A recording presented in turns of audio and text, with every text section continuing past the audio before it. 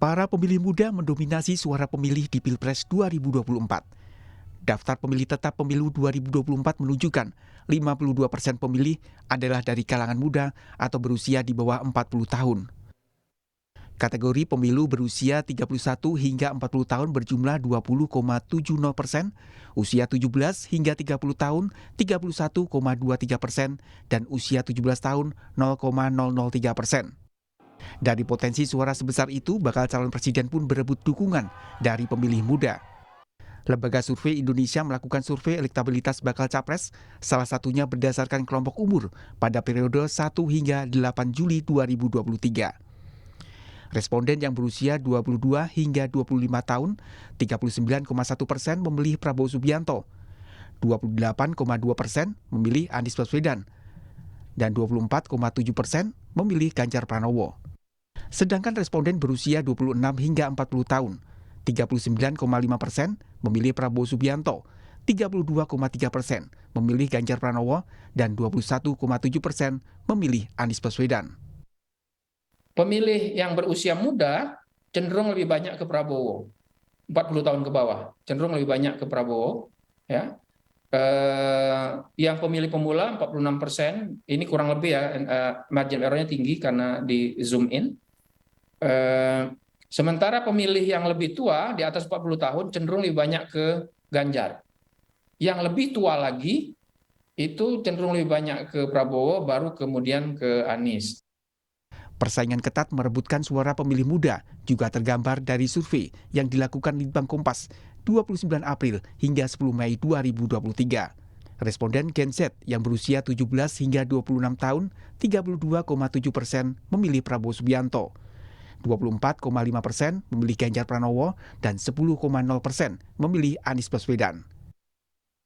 Di kalangan Gen Y atau yang berusia 27 hingga 41 tahun, survei Litbang Kompas menunjukkan elektabilitas Prabowo Subianto 23,9%, Ganjar Pranowo 23,1%, dan Anies Baswedan 5,1%.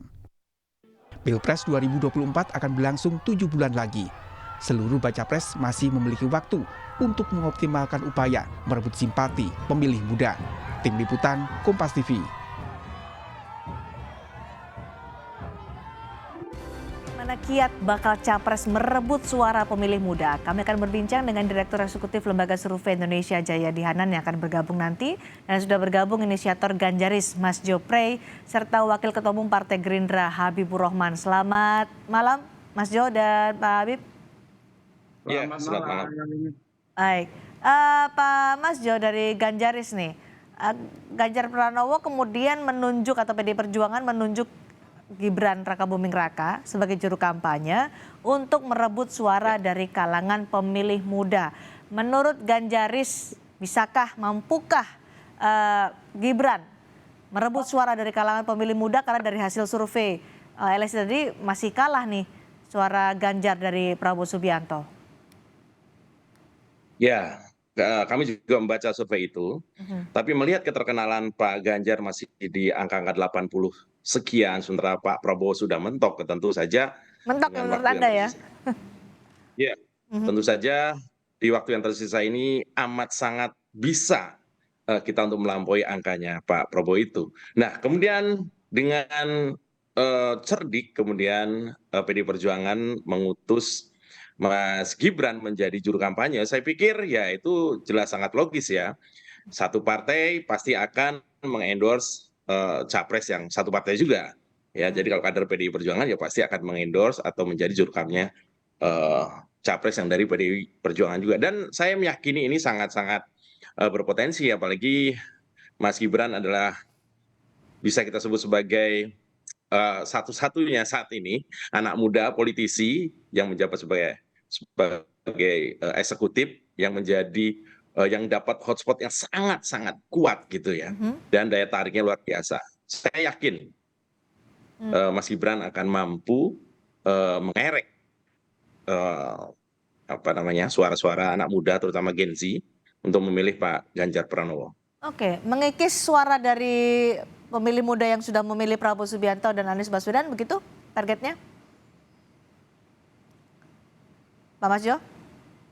Oh, iya, dan juga anak-anak muda ya, kita tahu lah anak-anak muda ini kan iya, anak-anak muda ini kan banyak yang ini kan, banyak yang masih menimbang-nimbang ya, masa mengambang pun juga masih banyak karena mereka kan Oke, apatis terhadap politik dan seterusnya gitu. oke. Tapi kalau melihat trennya saat ini, ternyata saya lihat survei terakhir juga angka itu terus bergerak, Mhm. terutama di, kalangan Gen Z, terus, Pak Ganjar ini terus disukai ya.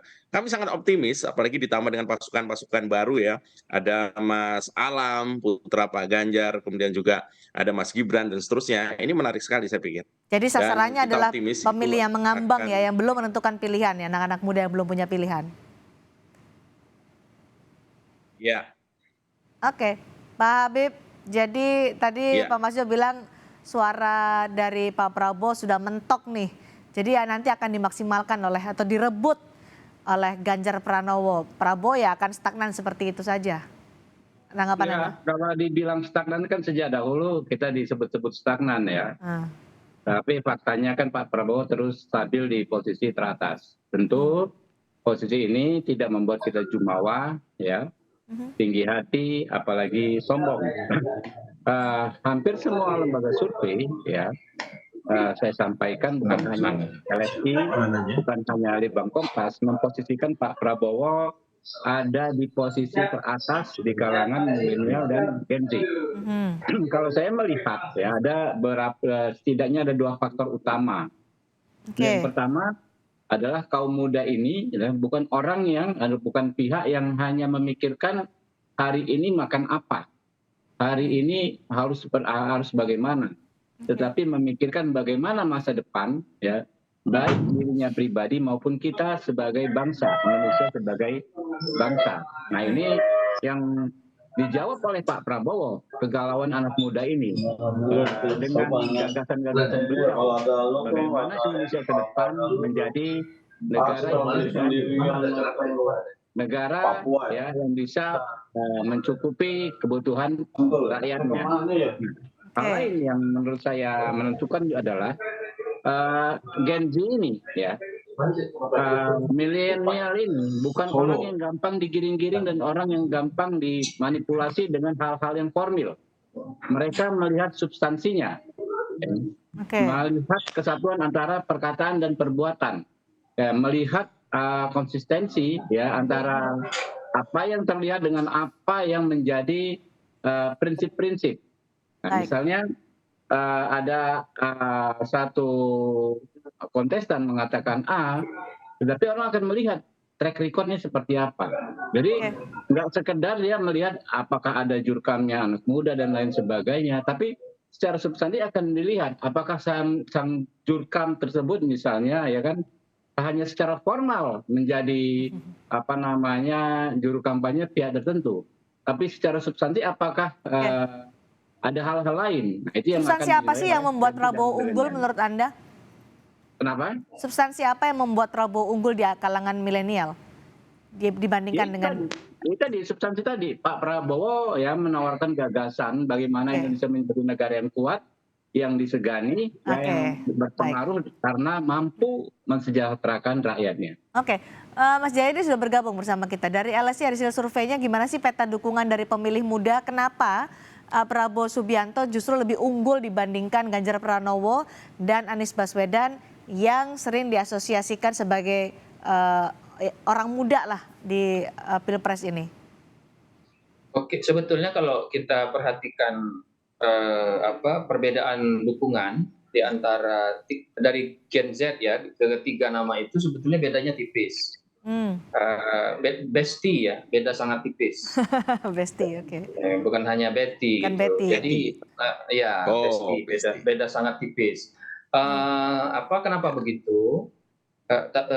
Pertama kenapa terjadi tidak numpuk ya? mhm. Kalau di atas kertas mestinya Gen Z itu kan numpuknya di Anies sama Ganjar kan? Ya. Tapi ternyata mereka tersebar bahkan untuk sementara Pak Prabowo yang sedikit unggul. Ini kan karena di kategorinya di narrow down, di breakdown ke Gen Z, maka itu margin of error-nya menjadi tinggi. Jadi dengan selisih suara seperti ini bedanya Besti tadi sangat tipis. Bestinya berapa sih, Mas Jayadi? Setipis apa? Ya itu tadi sebetulnya jaraknya itu di dalam margin of error, tapi memang kecenderungannya sementara Pak Prabowo yang cenderung lebih unggul. Oke. Kenapa begitu? Begini, kita tahu menurut hitungan KPU pemilih muda termasuk Gen Z itu total ya yang 40 tahun ke bawah itu sekitar 52% ya. Yang Gen Z itu yang lahir 96 sampai dengan berapa tahun 2000 sampai sekitar 2012 itu kan jumlahnya di kisaran 15%-an, kira-kira gitu ya. Nah, karena anak muda termasuk yang berumur 40 tahun itu dominan sebagai pemilih, maka semua aktor politik menarget mereka. Ya kan? Anda bisa lihat bagaimana cara menarget anak muda, minimal ada dua tuh. Pertama dengan isu atau kebijakan, yang kedua dengan aktor dan proses. Isunya itu, isu anak muda itu masih dua menurut saya. Isu konvensional dan isu-isu baru. Apa isu konvensional? Konvensional sama dengan yang lain. Soal pendidikan, soal pekerjaan, soal perjodohan, perjombloan, soal lalu isu-isu baru seperti perubahan iklim, mobil listrik dan sebagainya itu. Nah, semua calon ini menarget mereka. Satu, yang kedua, aktor. Anda perhatikan, tidak ada satupun di antara 3 calon ini yang tidak punya anak muda di dalamnya. Semuanya punya. Baik Ganjar ada Gibran. Iya, semua punya. Pak Prabowo itu sejak pemilu 2014 punya tim anak muda yang cukup kuat. Jadi mereka menarget semua anak muda. Nah pertanyaannya kenapa kok Pak Prabowo agak unggul sekarang? Usianya kan lebih tua dibandingkan Ganjar Pranowo dan Anies Baswedan. Kalau usianya lebih tua itu jawabannya karena dia sudah lama menarget anak muda, sudah lama. Jadi tidak membuat perbedaan. Yang isunya adalah karena ada faktor-faktor yang membuat anak muda sekarang itu cenderung lebih Pak Prabowo. Misalnya soal sepak bola, ya. Soal sepak bola itu karena banyak anak muda yang tadinya ke Ganjar itu kemudian kecewa misalnya, maka sebagian beralih ke siapa? Ke Pak Prabowo, ya. Karena misalnya dia anak muda, pemilih PDIP atau pemilih Pak Jokowi, maka kemungkinan dipindah ke Pak Prabowo lebih besar, gitu. Itu sebagai contoh, ya. Mengapa untuk sementara Pak Prabowo unggul selain menggunakan memang menarget anak muda. Baik, Mas Jayadi, seberapa besar mereka yang berusia muda tapi masih mengambang, belum menentukan pilihan, dan bagaimana masing-masing baca pres ini bisa memanfaatkan mereka untuk mendapat atau mengeruk suara? Anak muda itu tidak berbeda jauh dengan pemilih secara keseluruhan, ya. Dari segi yang belum menentukan pilihan, ya di kisaran 10-20% maksimal saat ini. Nah, masalahnya 10-20% itu ada yang memang belum menentukan pilihan, tapi ada juga yang sebetulnya sudah punya kecenderungan. Gitu. Nah, kalau dari tahun ke tahun sejak 2004 sampai sekarang itu kecenderungan anak muda itu pilihannya tidak berbeda jauh dengan kecenderungan umum. Jadi kalau kecenderungan umumnya sekarang ke Pak Prabowo, maka Anda bisa menduga di kalangan anak muda pun kecenderungannya ke Pak Prabowo. Nanti kalau berubah lagi kecenderungannya lebih ke Ganjar, itu di kalangan anak muda pun dia akan mengarah ke sana. Karena anak muda tidak ngeblok ke salah satu kandidat atau salah satu partai. Tidak memblok ke salah satu kandidat atau salah satu partai. Jadi bagaimana Ganjaris untuk bisa merebut suara dari kalangan pemilih muda? Kalau tadi Pak Habib kan sedikit nyentil, jangan cuma anak muda jadi formalitas, tapi dari substansinya juga, itu yang menjadi keunggulan Prabowo. Jadi kalau Ganjaris gimana?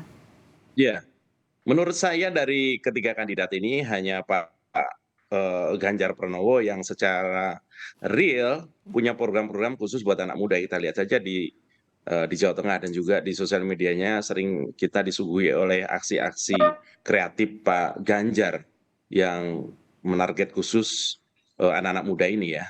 Dan saya juga mendengar dari beberapa kali Pak Ganjar keliling dari beberapa kota, itu sambutan anak-anak Gen Z memang luar biasa. Mereka baru menemukan sosok yang kira-kira nyambung lah gitu. Dari sisi usia juga nggak terlalu jauh, dari bahasa juga nyambung, kalimat-kalimatnya itu bisa dimengerti oleh ada kekecewaan loh tadi disebutkan oleh Mas Jayadi, kekecewaan soal Piala Dunia U20 yang lumayan juga nih dampaknya untuk suara Ganjar Pranowo. Kalau kita lihat dari aliran yang kemudian tidak memilih Pak Ganjar gara-gara U20 itu ternyata juga nggak banyak kalau kita breakdown kan, dan mereka lebih kepada wait and see daripada kemudian mengalihkan dukungan kepada kandidat Begitu. lain. Saya dengar hanya 3% mungkin yang pindah.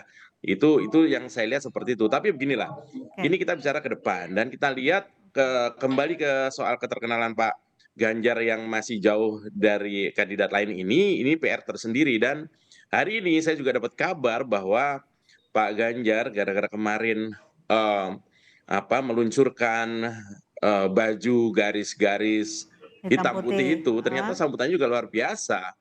Dan ini oke. adalah salah satu cara untuk kemudian menarik perhatian Gen Z ini, selain juga beberapa program yang mungkin sedang digodok Ya. oleh tim Oke, kampanyenya mungkin atau timnya Pak Pak Ganjar Habib. yang dikhususkan buat Ya. adik-adik Gen Z ini. Oke, Pak Habib, meskipun unggul tapi besti tadi kata Mas Jayadianan, beda sangat tipis. Masih saja bisa berubah untuk bisa memperebutkan mereka yang masih belum menentukan pilihan atau suara mengambang. Strateginya gimana nih dari Prabowo Subianto?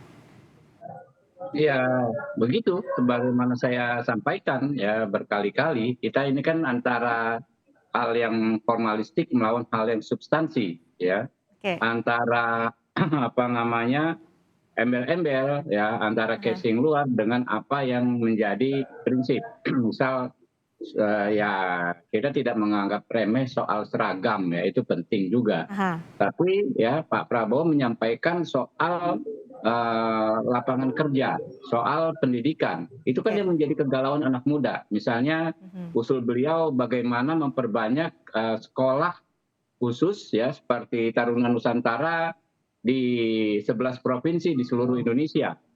Nah, itu kan sangat menarik buat anak muda ya. Lalu bagaimana ya Pak Prabowo mendorong ya soal lapangan kerja ya, ke depan, bukan hanya di bidang formal ya, tapi kita Oke. menciptakan tenaga-tenaga berkualitas ya yang secara secara teknis menguasai bidangnya masing-masing.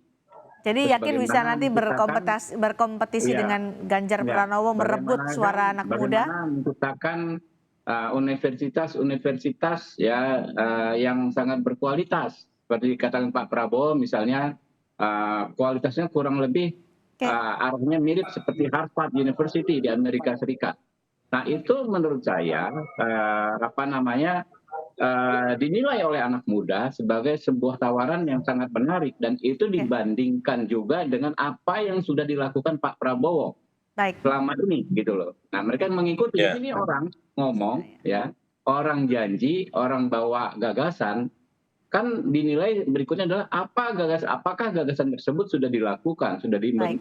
diimplementasikan oleh orang yang ngomong tersebut. Gitu. Oke, Mas Jayadi, mana yang paling mendekati hati para pemilih muda dari apa yang disampaikan oleh Pak Masjo dan juga Pak Habib tadi?